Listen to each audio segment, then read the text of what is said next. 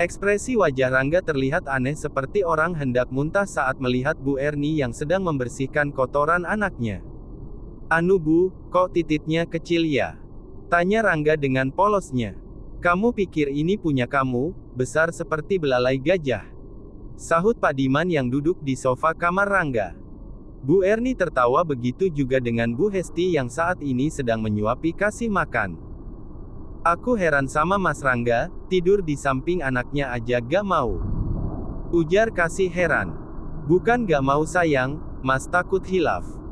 Kena tindih, abislah Mas," sahut Rangga. "Heran sama kamu.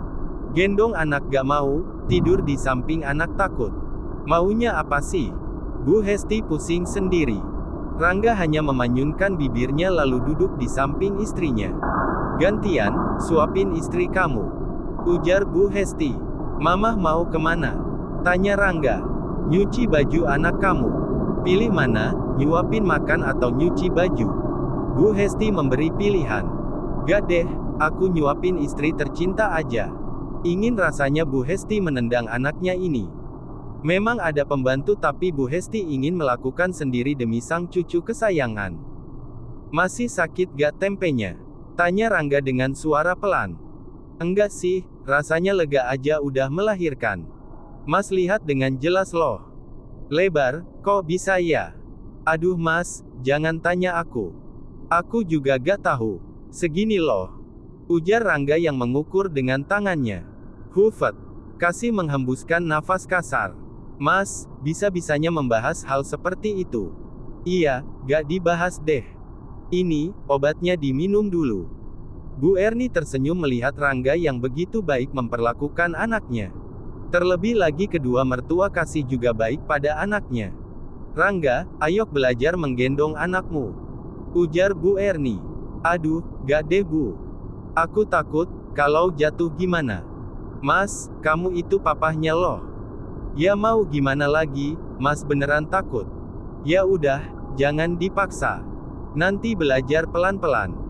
Seperti biasa Rangga hanya menunggu anaknya tidur jika bocah bayi itu berada di dalam box bayi. Beda lagi dengan Dava yang sedang mempersiapkan pernikahannya. Karena semua telah diputuskan jika Dava dan Nada akan dinikahkan 2 minggu lagi. Betapa bahagia pria ini yang akan melepas masa lapuknya.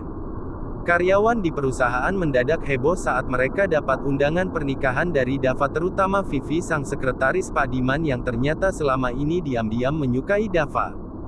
"Cintaku kandas," ucap Vivi dengan wajah lesu. "Kita ini loh, punya bos udah jarang pergi ke kantor. Nikah pun mendadak, sekarang Pak Dava juga ikutan sama seperti Pak Rangga," ujar salah seorang resepsionis bernama Teri yang menjadi teman ngobrol Vivi setiap hari. Dengar-dengar si istri mereka itu orang kampung. "Heran, nemu di mana juga. Pasti di pelet tuh," kata Vivi memfitnah. Wanita ini tidak terima jika Dava menikah dengan perempuan lain. "Lah iya, ku dengar lagi katanya istri Pak Rangga adalah kakak kandung dari calon istri Pak Dava. Pasti mereka ini menggunakan ilmu pelet," ujar Teri memberitahu. "Mungkin iya. Secara mereka dari kampung," sahut Vivi yang kesal dan tidak terima. "Aduh, jangan fitnah deh. Nanti kalau didengar Pak Bos bisa dipecat kalian," ucap Nadia, resepsionis kedua. "Kami bicara kenyataan," seru Vivi yang merasa paling benar. "Aduh, beruntung ya Bu Erni bisa dapat 2 menantu ganteng, kaya pula," ucap tetangga Kasih yang di kampung. "Duh, jadi iri deh. Andai anakku juga dapat suami seperti mereka," timbal ibu yang lain. Bagaimana tidak iri, tepat di halaman rumah Bu Erni terdapat dekorasi pernikahan yang cukup mewah. Bahkan pernikahan Nada akan berlangsung di 2 tempat. Bu Hesti dan Pak Diman merasa sangat senang saat berbaur dengan warga setempat, ikut membantu sebisa mereka. Bu Santi yang baru pertama kali pergi ke kampung juga merasa senang. Ternyata di kampung calon menantunya ini memiliki pemandangan yang indah ditambah lagi udaranya sejuk. Sekali lagi, para warga dan tetangga dihebohkan dengan desas-desus mahar yang akan diberikan pada Nada adalah rumah beserta tanah Pak Rahman yang sudah dibeli oleh Dava beberapa waktu yang lalu. Sementara itu, Kasih dan Rangga yang berada di rumah mereka sendiri karena Bu Erni tidak mengizinkan Kasih pulang ke rumah dikarenakan rumah sedang ramai orang. Kasih merasa heran melihat suaminya yang sejak tadi berdiri memperhatikan anak mereka yang diberi nama Zain. "Mas, mau kamu apain?" tanya Kasih curiga. "Mumpung gak ada orang di rumah. Mas mau belajar gendong Zain.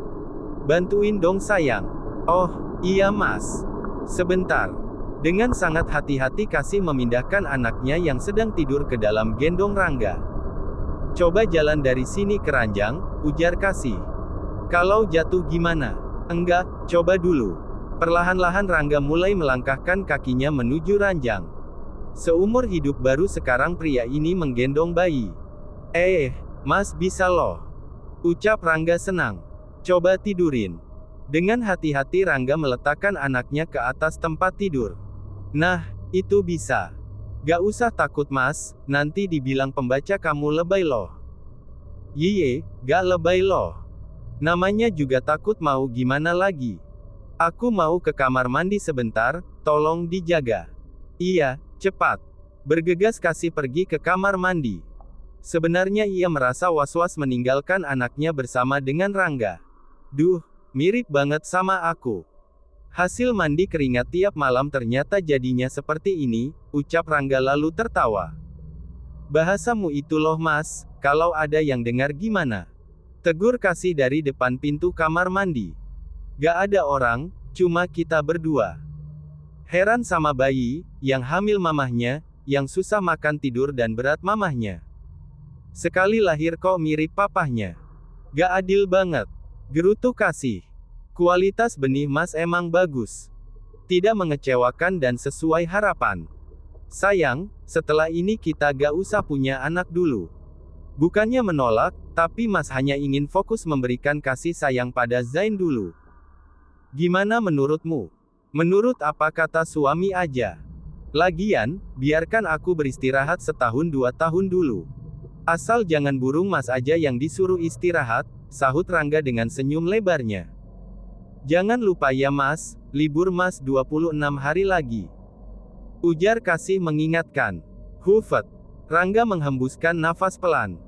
"Melihat kamu melahirkan kemarin, mas gak akan nuntut kamu ini dan itu.